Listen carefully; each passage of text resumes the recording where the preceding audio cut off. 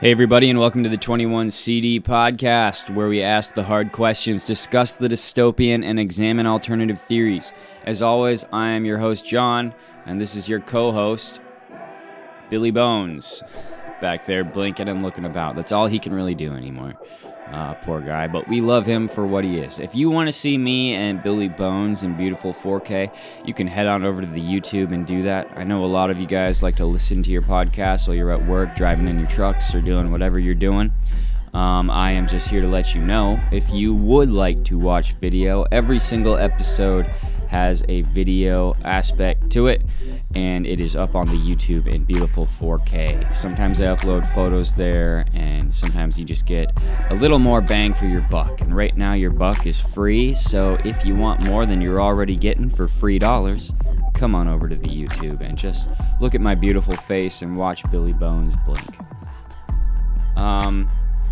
So whether or not you're here for the first time, please consider liking, following, commenting, or leaving 5 stars wherever you rate.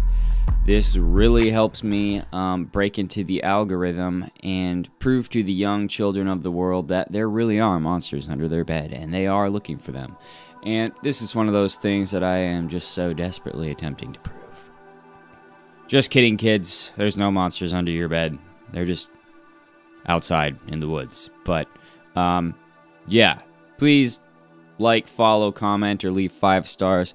And if you have a Spotify account, if you could head over to Spotify real quick and just drop me a 5-star rating, because some losers went on my Spotify recently and have really been attempting to drop my rating by rating me lower than I think I deserve. So, thanks. You guys rock. Today we're going to be talking about a cryptid, and this is one that I never found myself or thought of myself as liking.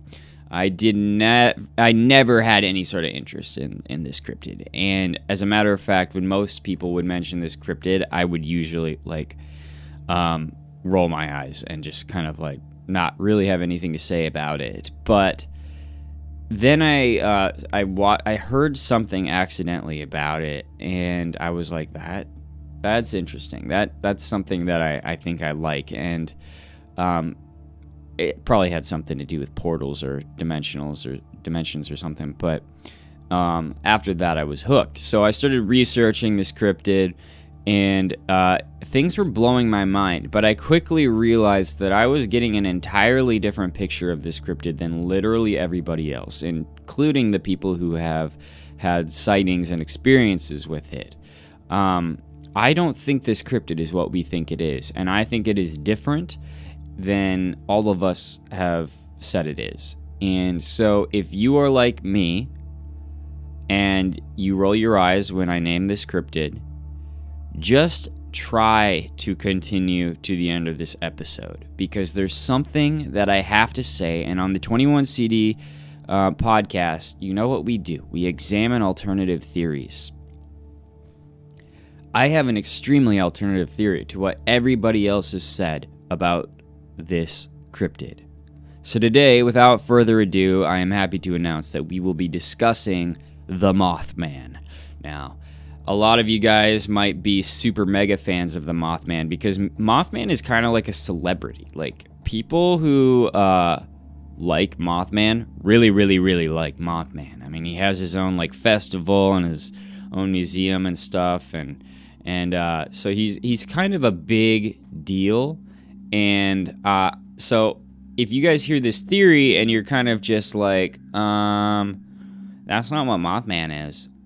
I know it's different than what you're used to, but I think it's really cool, and I think you guys should give it a shot. So let's get right into it. I believe that trying to prove or disprove folklore and cryptids is somewhat of a pointless endeavor. Not because they don't exist, but because the witnessing of something so profound would be such a singularly profound experience. And what I mean by that is, like, singularly profound, meaning if you saw a cryptid, it's profound for you. It's incredible for you. But if you go home and you describe that cryptid to somebody else, it's not going to be as profound to them. And they might not even believe you. And that's where they say, you know, seeing is believing. Many believe they have proven the existence of various cryptids, and yet that cryptid remains a mystery to the world as a whole, because the world as a whole hasn't seen the cryptid, but you have, and that's why it's singularly profound. So proving the existence of these things is almost like, and especially in this day and age, people would just call it CGI. People would just be like, that's not real. And to that end, who knows how many cryptids we've actually seen that are real, but because we as humans are so hesitant to believe in these things, we immediately discredit the proof. And to me, that's fascinating, and there's something deeply satanic and psychological when it comes to why people do not believe in cryptids, and that's a story for another episode, but it's brewing within me. Why don't people believe in cryptids? Why can't we prove it to people? We're going to talk about that in a further out episode. But anyway, all that being said, I am a bit of a monster hunter myself, though I don't really like calling myself a monster hunter. I'm more of an experience hunter. I am one of those individuals searching for their singularly profound experience, and I've been all over the world looking for my profound experiences, and I have had several, and several of them you have heard of on this podcast. In my efforts to find more singularly profound experiences, I've started looking into these monsters that are all over the place and trying to figure out how I can insert myself into their realm. And ironically, and it's such a blessing, but I get to do that this weekend with the Tony Merkel squad when everybody goes a monster hunting. I don't know how much I can actually say, so I'm not going to say much at all, but I get to have one of those profound experiences, hopefully, this weekend. And I'm pretty stoked for that. We're going to do some crazy stuff. You guys are probably like, what, are you guys looking for Mothman? No, but maybe, what if? I don't know. Whoever is out there, that's who we're looking for. But, yeah, so there's going to be some exciting stuff to come when it comes to singularly profound experiences, and I'm excited to share those with you on the podcast. But that's not really where I was going. It just sort of flashed in my brain because I'm losing my mind every single day, and they're attempting to drug me my coffee so that I can't speak like I should be able to. But one such place that I've directed my attention to in an effort to discover and display something profound is the topic of the elusive Mothman. That's what I'm trying to say. If Tony hears this and he's like, oh, he dropped it. Fine. Sorry, Tony. The cat's out of the bag. So the Mothman, the mysterious, for those who don't know what the Mothman is, the Mothman is a mysterious, gigantic humanoid moth creature. He stands 7 to 10 feet tall, with a wingspan of nearly 10 feet. And he's a big old boy. His gigantic black wings wrap around his body, which is by some called fluffy or furry and somewhat strangely round in shape. He's kind of lumpy. The Mothman's most striking features are his gigantic, perfectly round red eyes that emit their own light. Many have reported seeing these menacing red eyes peering at them from the dark before they disappear suddenly and entirely in the darkness. This very description, like that, he's kind of described as having no neck too. Like his head is just a sort of round dome. Some people say, well, one person, I've only heard one account say that he actually has backward bending legs like a crane does, for instance, like a water bird. But this description of him is one of the reasons that I was never interested in Mothman. He just seems very awkward for a cryptid. And it occurred to me that while I was researching this, you know, even if this is exactly what everybody says it is, not every cryptid has to be like some apex predator. You know what I mean? Like, it's very possible that this cryptid could be something much simpler. But after doing more and more research, I don't know. I don't know how simple it is. And we're going to get into that a little bit.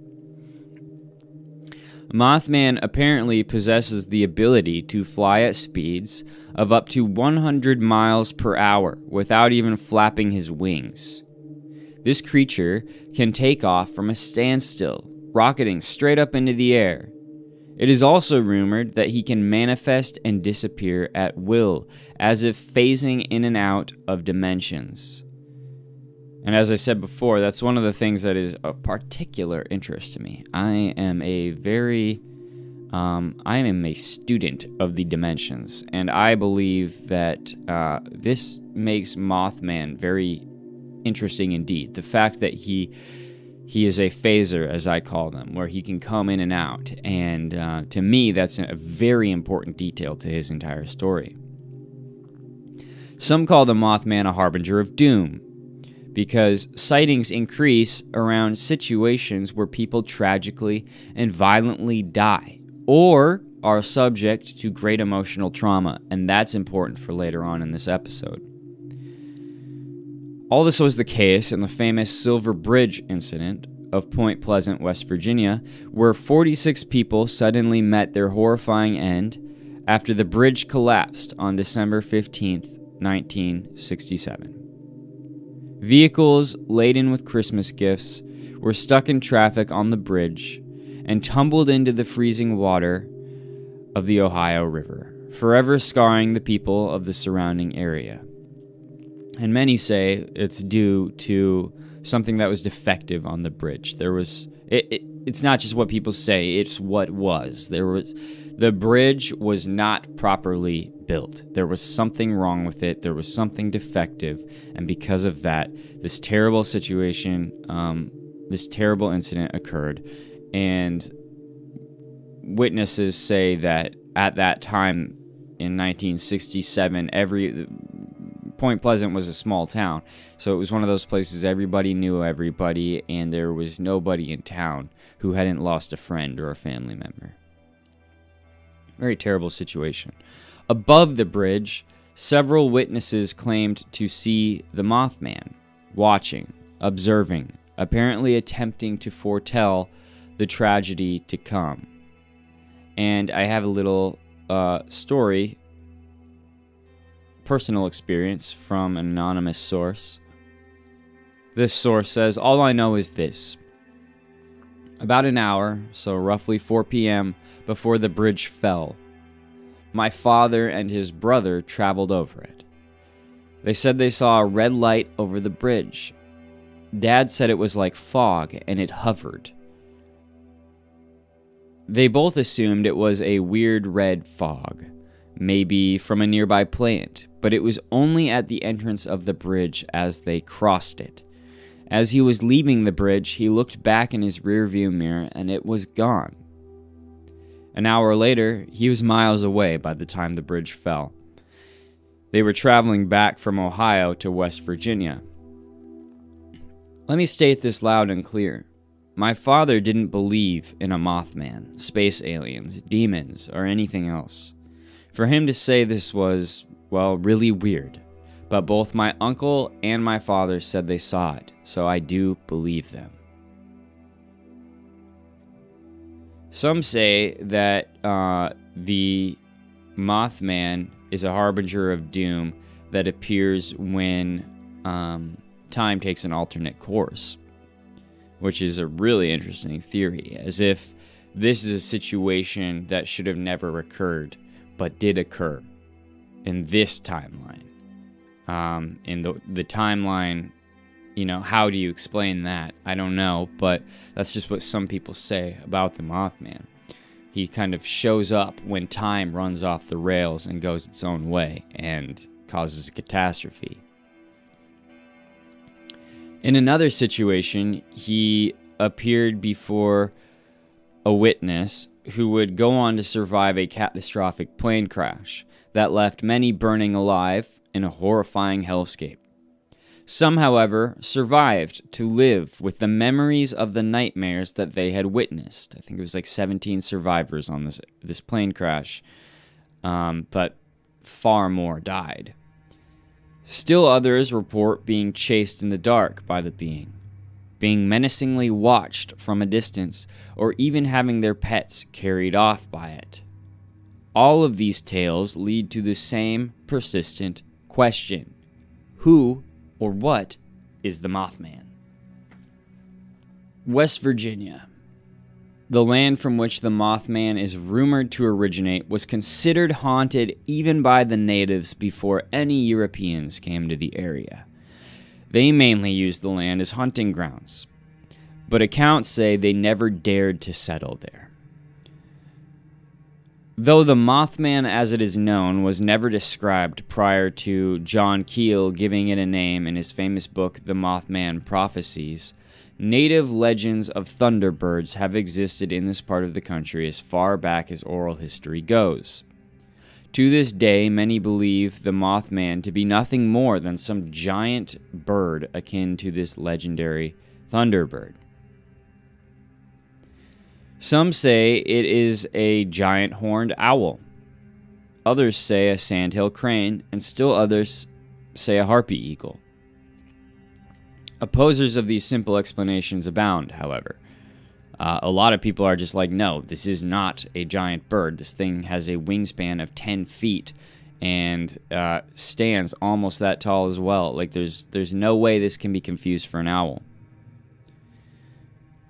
Many of the people who have witnessed the Mothman knew and know exactly what these giant birds look like. They argue that there is simply no way that what they saw was merely a bird. Despite these birds in question being large, they are nowhere near the size of the Mothman.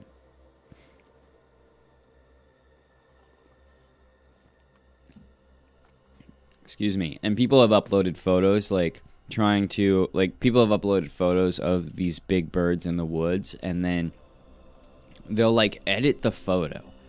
And they'll suck all the light out of it, and they'll make it look really dark and black and white almost, and then they'll be like, see how you could confuse this for a Mothman?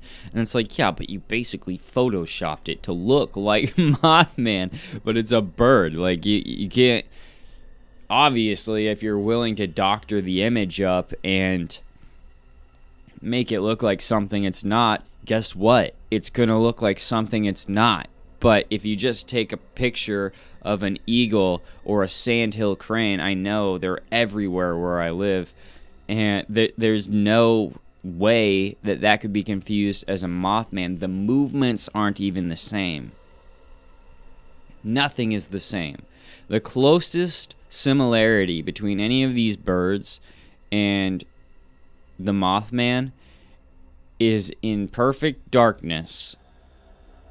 The shape is kind of the same. Like the head, birds don't really have a profound neck a lot of the time, except a sandhill crane definitely does. Sandhill crane is all neck, so that one is immediately out for me. They say that one because sandhill cranes have red on their heads sometimes, and that could be what confuses people for giant red glowing eyes. I don't buy it. But in the case of the harpy eagle and the owl, the shape is similar. I'll give it to you. But they are much, much, much smaller than the Mothman is described to be. So the people who have had experiences argue that they were able to get a very good look at the creature prior to it flying away, vanishing, or even pursuing them. In the case of the Scarberries and the Millettes, the entity actually pursued them at great speeds of up to 100 miles per hour. These are two families who have had experiences with the Mothman chasing them. And, you know, this episode is a little bit different. This account of the Mothman, this telling of the Mothman is a little bit different than most podcasts would do it, because most podcasts or YouTube videos, what they would essentially do is they would give you all the accounts and they name all the names and they'd give you all the dates and then make this perfect timeline for you of everything that happened. And then because there is so much information on the Mothman, what would end up happening is you would have this 2-hour-long storytelling of the Mothman, the same information that you already know. No alternative theories. Everything is just a regurgitation. So I'm not really focusing on dates and times and first and last names and all that stuff, because I don't think it matters. I think what matters is the information that is portrayed in the accounts, and not necessarily the perfect names, ages, dates, and social security numbers of everybody involved. I think that a lot of podcasters and YouTubers, they see this kind of content as content that is already written for them. Somebody else has already written this content, so they can just regurgitate it and get 100,000 views on their video, and then boom, go home. Day of work is done. But me, like, I'm actually interested in this alternative stuff. I'm interested in the information and how the dots connect. So that's why, like, if you are wondering, well, when was this? Where was this? Where exactly did this happen? That stuff isn't important to me. If you want to look up these names and find that information for yourself, you can. But I think I'm leading you to something bigger. So anyway, this Mothman chased these families at 100 miles per hour in their vehicles. So they were able to clock the speeds. I think one of them was going like 80, and one of them was straight up like we were going 100 miles per hour, and this thing was keeping up with us. This is much faster than any of the birds that the speculative arguers bring to the table.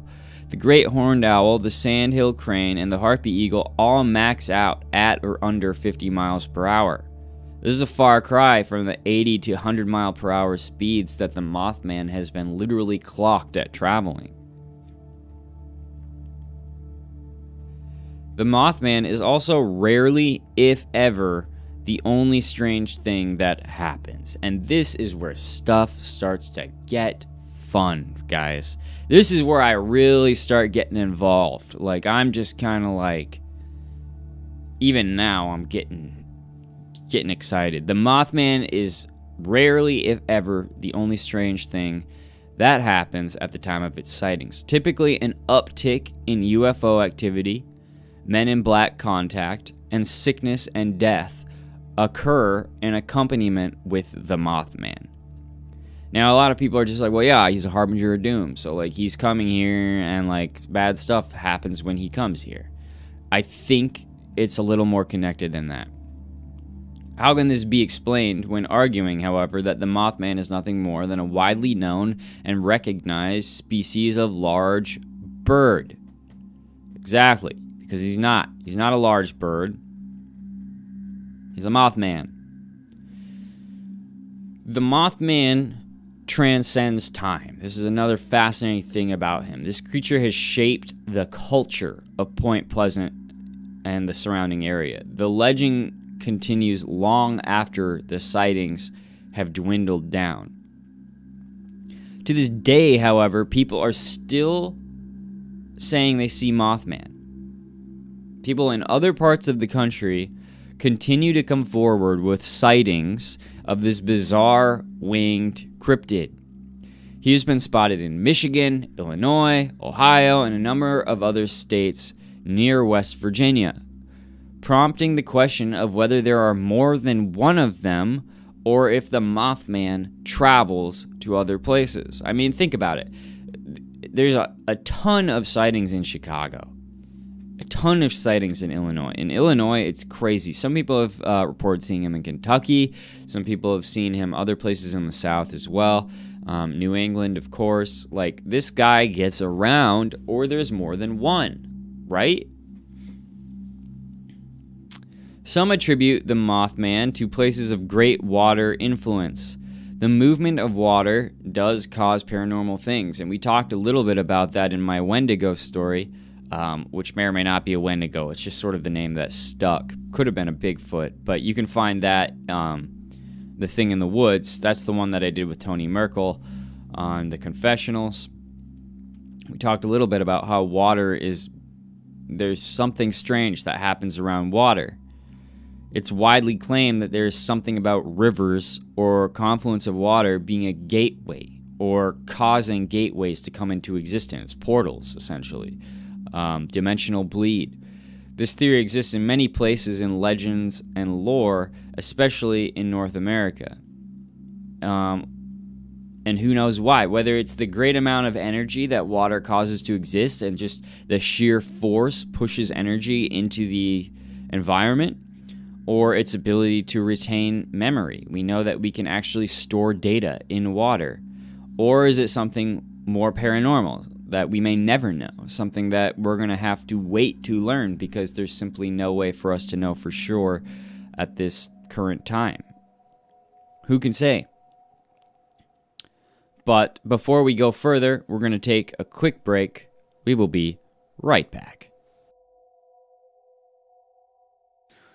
So is water what causes or attracts Mothman? We know he was seen above the bridge before it collapsed, which of course was over the Ohio River. There are a lot of rivers where he tends to hang out. That's, definitely true. But personally, I think it's something else. Others, including myself, say the Mothman is attracted to radiation, nuclear power, or large collections of munitions. I think this is a little more on point. Point Pleasant, pardon the pun, itself used to be a holding ground for a large amount of ammunition and explosives during the Cold War era. The area these munitions were held in is known as the TNT area because of the type of weaponry that was kept there. Now, all that is left are ruins and abandoned dome-like structures. Many claim that satanic activities abound in the TNT area, and there has been evidence of animal sacrifice, rituals, and bizarre happenings throughout the area. Some people have even had sightings of the Mothman in the TNT area. It is an interesting detail that Illinois possesses the most nuclear power plants in the United States, and the other states surrounding West Virginia also possess more of these plants than any of the other states in the country. So surrounding this whole area are states with the most nuclear power plants in the country. Coincidence? Because, one thing about these types of cryptids, the ones that, seem to hone in on individuals and stuff, is people think, they're coming for you. And that may be the case in some of these situations. It might not. You might just be a thing that they're doing when they're not doing what they're actually supposed to be doing. You might just be, they might just be messing with you when, they're taking a break from what they're actually doing. Humans like to think that they are the focus of everything, but, to be honest, it's really possible that these things are just here for a bigger plan, for a bigger end, and we just sort of get in the way sometimes and witness them, and then, they scare us or they attempt to hurt us because we got in the way. Who knows? Other people, more speculative people, say that the Mothman exists where high levels of drugs and alcohol is consumed. In other words, the Mothman is a result of nothing but drunkenness and is only seen by those under the influence. The problem with this is that most of those who have witnessed the Mothman have been widely considered the reliable and least likely of people to lie. This was before people could profit off of crazy ideas. And these people were often Christians, or at least spiritual, not really those prone to consume drugs or alcohol in large amounts.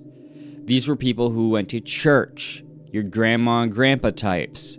These were small town Americans who were most likely the ones who were least likely to make things up for no reason and were especially unlikely to do drugs.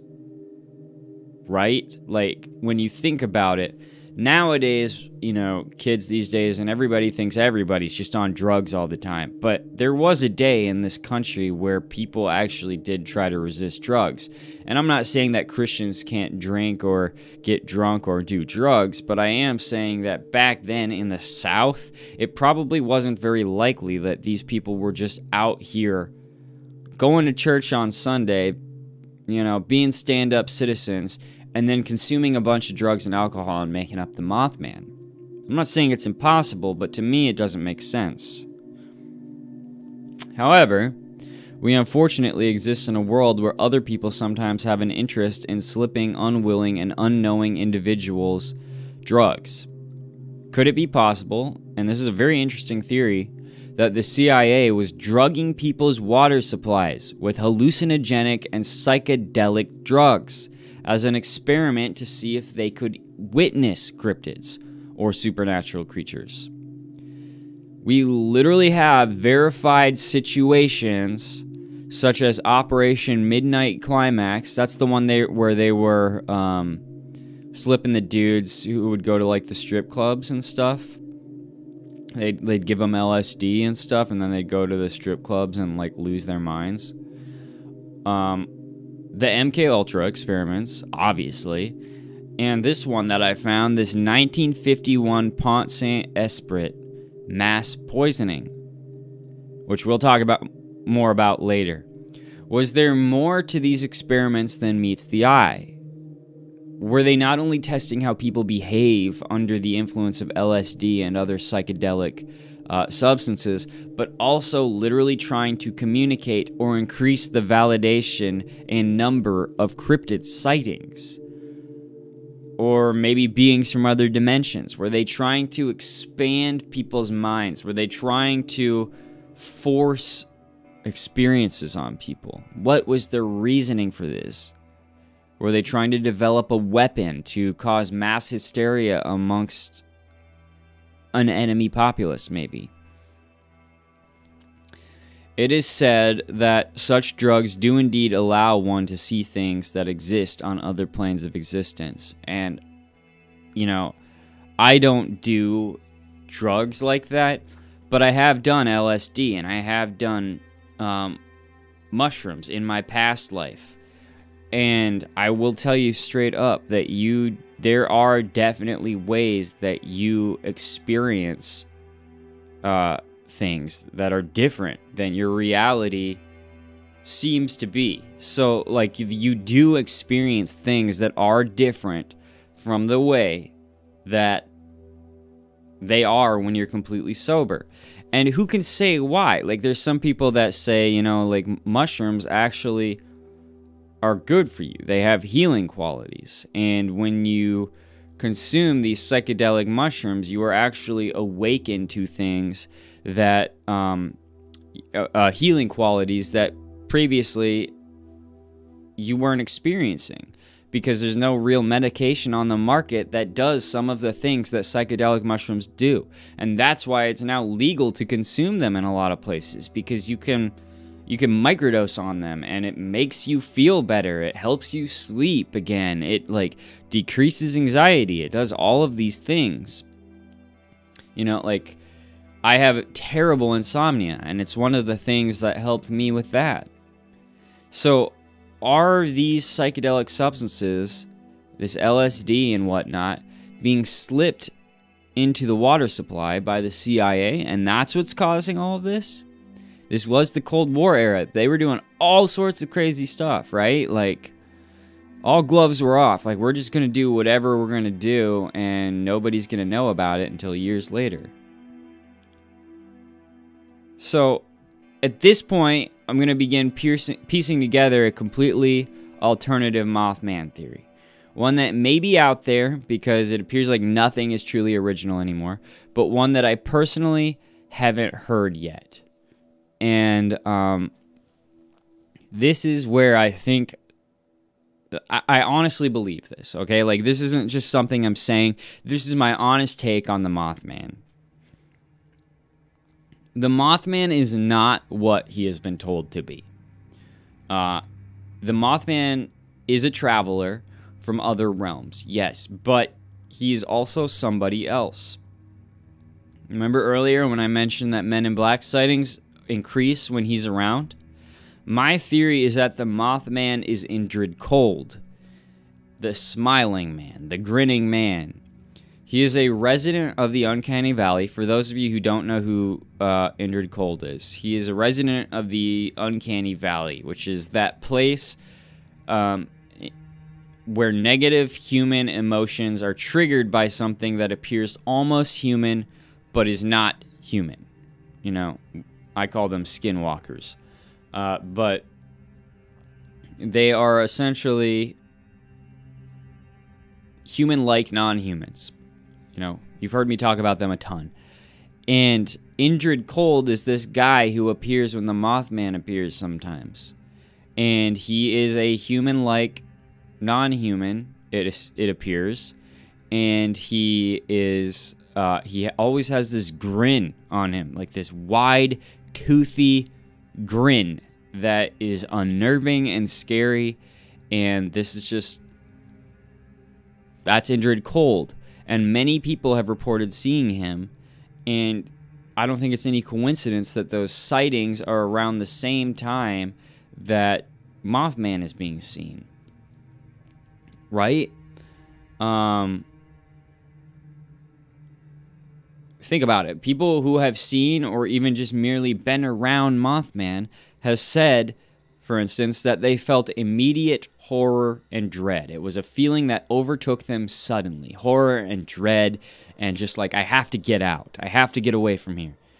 By either viewing or feeling the presence of the Mothman, people would feel an overwhelming level of these emotions that often triggered their fight or flight instincts.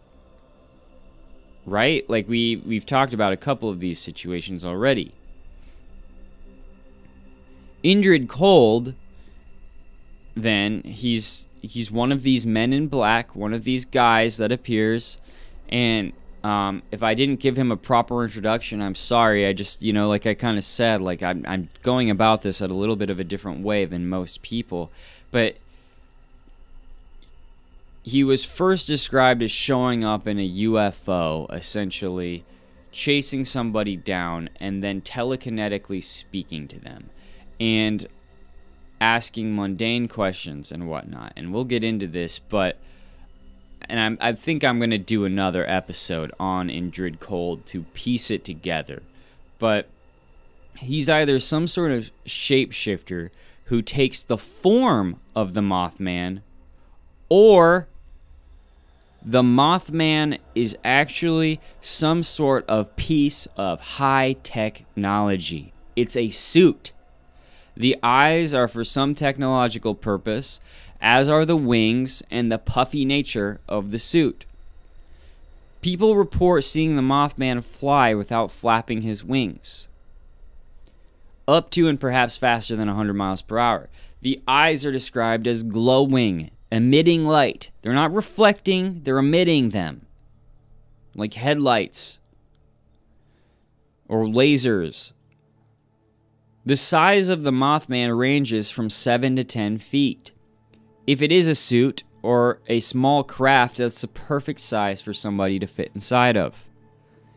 Think about our own suits that we've manufactured for like underwater and space exploration, extreme sports like wingsuiting, and even most recently these jetpack apparatuses that also, by the way, people are saying are aliens. Remember Peru, the face peelers? The Grinning Man, Indrid Cold, also seems to prefer colder seasons. He's most commonly seen between winter and spring, when it is chilly or cold out, especially in the states that he likes to appear in. The Mothman is described as fluffy, puffy, or misshapen, kind of like a big down jacket. Do you guys see where I'm going with this? I was always confused by the description of Mothman because people have described him as very awkward looking. They have said that when he walks, it looks like he doesn't know how. Like it's difficult for him. Like it might when you are an astronaut wearing a spacesuit attempting to run. That's kind of how they describe him when he moves on foot. Most cryptids have very definitive and sensible features, right? And we kind of see them as these elevated beings because they can travel dimensions and they can disappear without a trace, and they can enter portals and maybe even create portals. And like, so we see them kind of as more evolved. And most of us do anyway. You know, Bigfoot has camouflage to avoid being seen. The Wendigo is pale and human-like and an apex predator. Dogman looks like an upright walking dog and can phase in and out of dimensions. The Loch Ness Monster is a certified dinosaur with like fins and a long neck that has evaded capture for decades. But the Mothman is just this lumpy, awkward, fluffy Pokemon thing with red eyes that can't walk properly. It just doesn't check out for me. And like I said at the beginning of this episode, it could be that he's just a simple cryptid. Not every cryptid has to be this ultra-evolved being. Like when we find these ancient fish at the bottom of the ocean, yes, they glow and they emit their own light and stuff like that, but like they're also just very like lost looking, you know, like they just kind of seem lost, like they don't know what to do. And maybe Mothman is one of those types of cryptids, or maybe Mothman is a suit. How could a highly evolved cryptid be so ridiculous and yet avoid capture, either physically or on camera?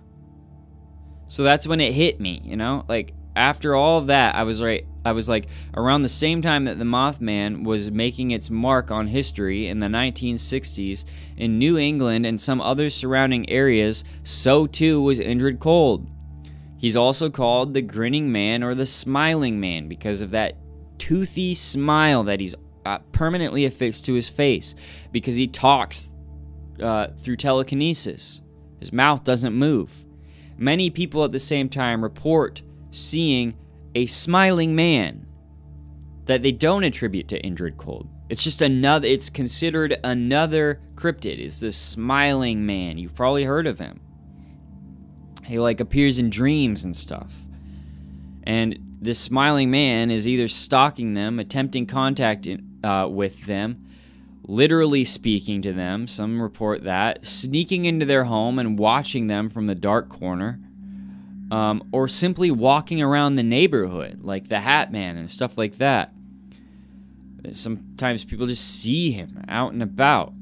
The Mothman, coincidentally or not, was also performing some of these activities, specifically stalking, chasing, watching, and just generally meandering about. People report symptoms of radiation poisoning or sickness, paralysis while awake, sleep paralysis, so paralysis while you're in your dream world, and severe emotional trauma, including PTSD, anxiety, sleeplessness, horror, and sadness following and during their sightings of both Mothman and Indrid Cold. This grinning man, this smiling man. Do you see where I'm going with this? These coincidences are very specific and recognizable. So by now, you should just know that when people talk about the grinning man or the smiling man, that's Indrid Cold, guys. Like that, who else could it be? Unless there's another creature, cryptid, guy, alien, demon, walking around doing the same exact thing, which is possible. I think it's Indrid Cold. He is the grinning man. He is the smiling man. And he's also the Mothman. It's also interesting how people who have seen the Mothman and people who have seen Indrid Cold, independently of each other, have all heard the same clicking sounds. Some say this is the sound the Mothman makes. It's like a guttural clicking. But others have heard the same sound in the presence of Indrid Cold. Why? He's the grinning man, the smiling man, the Mothman. Indrid Cold speaks sometimes, and when he does, he's very inquisitive in nature. He wants to know about you, your name, where you live, what kind of things you do in the city, and other things that to others are simply mundane topics of discussion. The Mothman, though, is also inquisitive in nature, mainly watching or observing, and in some situations appearing to do so prior to disasters such as the Silver Bridge collapse and plane crashes and other situations where the Mothman appears to just sort of watch, and people say he's a harbinger of doom because he just appears to seemingly observe. You know, like the situations that occur before and sometimes during. Last year, we're tying this puppy together, folks. Last year, in 2022, a massively successful horror film called Smile was released. The movie, maybe some of you guys saw it. I haven't seen it yet. I kind of want to see it, especially now. The movie had a budget of $17 million, but it grossed nearly $218 million. Massively successful. And once again, my camera just shut off. So we're going to take a quick break, folks. I don't know why this keeps happening when I talk about some of these topics, especially men in black, men in suits. It's getting kind of ridiculous, but we'll be right back. All right, we're back. You know, I leave that stuff in there in the videos when it messes up like that because it's getting kind of ridiculous. Like, I've honed my studio and my craft to an expert level, and it's so bizarre. Like, some of the things that happen with my gear have never happened, like, in all the years that I've used my gear. And I start this podcast and weird stuff starts happening. I always thought that podcasters and whatnot who talked about this stuff were faking it in some way. And then I started doing it myself and realizing that there is something strange about talking about some of this stuff that really seems to mess up and trigger your gear to behave in abnormal ways. So I don't know what that's about. I do apologize for it because it does feel unprofessional. But at the same time, like, it's like I said in the last episode, man. Like, if I just disappear or something, it's because they got me, dude. Like, so that's why I keep it in, because I want you guys to, like, kind of see that stuff. It's really, really weird. And I can't explain it. So anyway, we were talking about this movie Smile, and we were talking about how, you know, last year, 2022, Smile came out. It had a budget of $17 million, and it grossed nearly $218 million. So massively popular, very successful. The plot of Smile revolves around this smiling, skinless, semi-humanoid figure with several sets of malformed jaws nesting within an enormous smiling mouth. The entity feeds on trauma, and the only way to escape it is to brutally kill somebody else in front of a witness to traumatize them. It also possesses the ability to put people into a trance. Do you guys see where I'm going with this? So that it can force its way inside them in order to kill them. They call this thing the smile entity, the monstrosity, or the smile demon. Besides the other obviously similar characteristics of this movie monster, this trance state is a strikingly recognizable trait when compared to Mothman and Indrid Cold, because people report this thing gets in your head and it can paralyze you and it can speak telekinetically or whatever to you. It can paralyze you with fear. People who have experienced close contact with the Grinning Man and Mothman have both experienced entering trance-like and paralyzed state of some sort. What else smiles maniacally and fills us with dread? Anybody? Clowns. Now, clowns are kind of outdated, and they were not exactly invented to horrify, or were they? But is it not weird how the sight of one almost immediately makes one uncomfortable? And if they aren't smiling widely, wide toothy grins already or whatever, they have one painted on, or they're wearing a mask of some sort. Like, it's Halloween time almost, guys. Like, there's gonna be so many spooky clowns running around. Why? Almost every horror film portrays clowns not as protagonists, as I think they were designed to be, but as antagonists, and often as murderous or possessed, though there is no shortage of smiling demon clowns in the horror genre. Some immediately recognizable examples are Pennywise from It, Horrifying, also a shapeshifter and a demon, and Twisty the Clown from American Horror Story, who had his own strange thing. He was like timeless or something. There was something odd about that.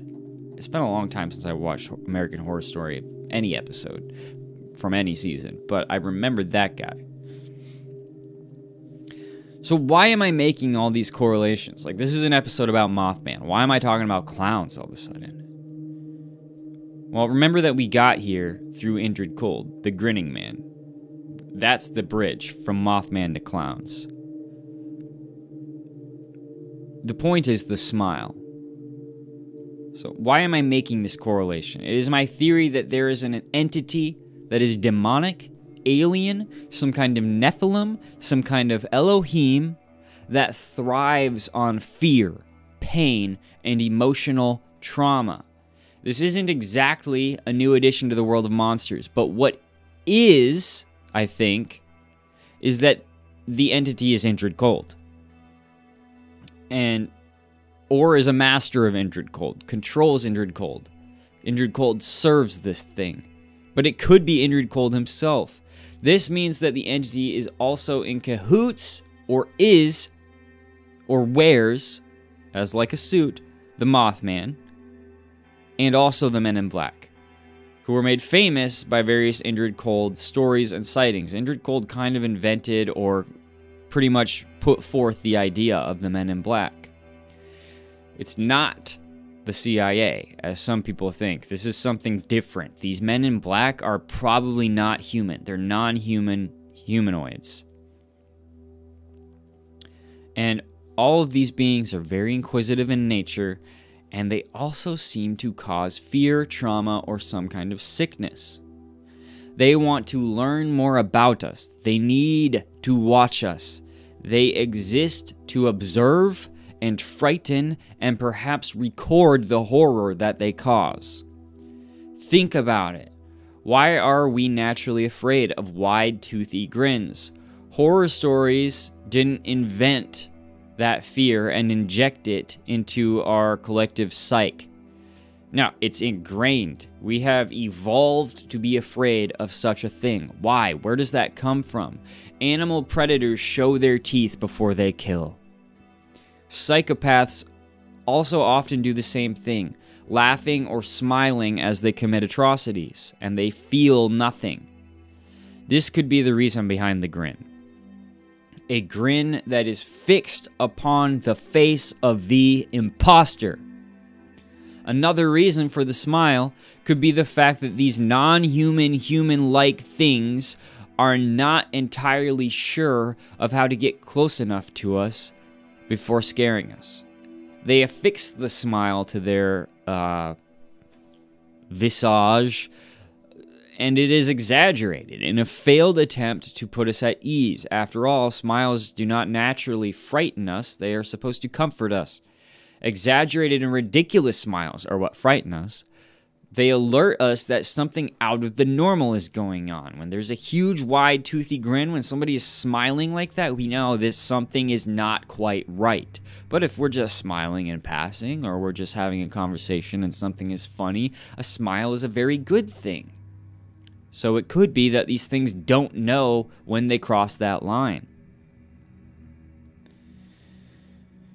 In this idea, it is a display of ignorance on the part of whatever entity is attempting to cause and collect our fear. The Mothman, whether a shapeshifter or a piece of technology, searches for fear. He goes where fear happens, and chaos happens, and death happens, or is going to happen, or could happen. He records actions and events that will result in emotional trauma and then leaves. He can also, and indeed does, cause fear. Sometimes he chases people. People express feeling horror when they see him. Sometimes, however, he is also recorded as sad or lost or stuck. People have said that when they see him, they felt pity for him. In some situations. This is a very intriguing aspect of the Mothman that I'm still not entirely sure how to explain. Some people express feelings of sadness towards the Mothman. That is so weird, right? Is that sort of a trick to get you to continue looking at him, or is that something else? It's very interesting. Perhaps the Mothman is merely another creature that becomes possessed by some higher power. Maybe he is a being of our plane of existence that we just haven't discovered. Maybe he's stuck here. If he's not a suit, maybe he can't leave like he would like to leave. So he continues to do the bidding of this smile demon, of Indrid Cold. Some people think that Indrid Cold and the Men in Black appear to learn more about what you saw when it comes to Mothman or cryptids. But could it be the opposite, that these cryptids are actually afraid of the Men in Black and Indrid Cold and the smiling monster, the demon, behind it all? Is that possible? It's the other way around. These Men in Black aren't making sure that you didn't see anything or anything like that. They are keeping track of what's going on with the cryptid. It makes sense that a higher evil power would use human-like non-humans such as the Men in Black and Indrid Cold to observe us, warn us not to investigate these things, and make close contact. We won't immediately run from something that is human-like like we would from a gigantic monster with wings. The Grinning Man, Indrid Cold, I'm beating this horse dead because I really want you to get it. And sometimes the Men in Black also possess telekinetic abilities so that they can speak without moving their smile or their face. They enter your mind and have conversations or instill feelings that way. This implies that either humans have telekinetic ability that they have devolved to forget or been stripped of because of man's fall from grace, and that there is a spiritual aspect to all of these beings. You guys all know that I believe that. So is this all some fear-inducing cult, essentially serving some Elohim, the smiling demon, or some other spiritual being? Are these things all simply isolated situations and experiences that in no way relate to each other?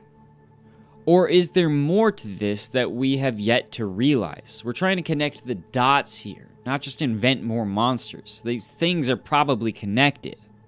Is the Mothman an interdimensional craft or an interdimensional being? Is he one form of Indrid Cold? Is Indrid Cold one form of him? Is he a piece of technology? Or is he something entirely unique unto himself and has no connection to any of these things? So far, nobody can say for sure, but I haven't heard this theory brought up. And considering all of the things that so closely touch each other when it comes to Mothman and Indrid Cold and the Men in Black and the Smiling Demon, it just, to me, it clicked. Like, it seems like there's a correlation here. We haven't even really touched on the idea that all of this fear was furthered along by the CIA. Some believe that they poison small populations with LSD, like we said before, to create an environment where nothing is as it seems. That's going to be a huge proponent for the end of the world, folks. Holograms and drugs, man. That's how they're going to convince us that their God is the God. In some situations, it has actually been proven that the CIA does this, as in the case of Operation Midnight Climax, which we talked about. But another interesting one is this 1951 case of Pont Saint-Esprit. It was a mass poisoning where mass hysteria leading even to murder continues to haunt people to this very day, and accounts of Mothman-like beings were seen in that situation as well. Fascinating stuff. What would be the reason for this? Is it to heighten fear? Maybe the CIA serves the same smiling entity that thrives on the fear of humans. We know that these three-letter agencies are corrupt and are basically just the puppets for the puppet politicians that are puppeted by higher things. The CIA are just the human version of the Men in Black, the non-human, human-like beings that kind of imitate the CIA. It's like this weird spiral. So maybe the CIA is in cahoots, even maybe unbeknownst to themselves a lot of the time. After witnessing everything that is going on in today's world, would that really be such a surprise? And honestly, what better part of human existence to infiltrate than our entertainment industry for much of this purpose? This would make us, as humans, a literal fear farm for the smiling God. This thing needs fear. It records our fear. It shows up when things that will scare us happen. It approaches us in the aftermath of horror. It feeds off of it. It needs it.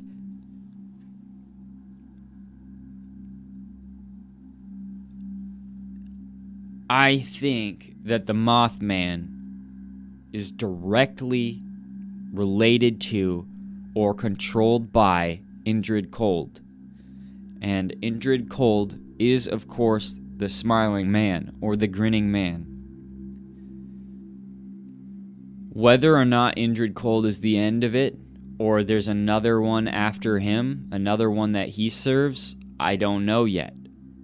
But we've connected 3 different cryptids at this point. And they're all in such close proximity and to each other, and they also appear to do the same things and be in the same places and all this kind of stuff that it's like, how could you not connect them? You know, there's not a billion gazillion cryptids out there. Some of these things might be the same thing, or be doing the same thing, working with each other, you know? Like, humans work with horses, and, you know, humans work with dogs, and, like, we often work together. Birds work with alligators to clean their teeth, and hippos and stuff like that. Like, these things can work together, and maybe they do, to serve this Elohim that just loves human fear. I think it's so possible that I can barely at this point see the Mothman or Indrid Cold as something simpler. And I think that as I continue to do more research on this, I'm gonna have another episode on all this, because it's just crazy. Right? Like, it's just so crazy to me. You know, there's another interesting one, and I wasn't sure if I was going to put this in, but I am. On May 22nd in 2011, there was a tornado that hit the town of Joplin, Missouri. And a lot of you guys might remember this. It was terrible. I used to live in Missouri, and, like, even I remember this. It killed around 100. This tornado killed around 158 people. Like, that's how extreme it was. Some of those that survived, especially children, would go on to tell stories of what they called butterfly people. And the one recurrent element of this story is that while they were on this brink of death, these butterfly people would appear. And either protect them or observe them or just be seen in general. What is that? Like, that feels like the Mothman too. This is a completely different incident where these sort of moth, butterfly-like creature or things in suits sort of appear to observe near-death experiences, trauma, horror, and death. What is that? Are these some kind of fae? Like, that Joplin, the butterfly people, that might be something completely different. I don't know for sure.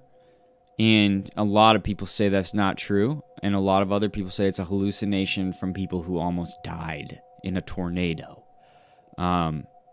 We might never know for sure. But it's an interesting, detailed story to put at the end of this episode.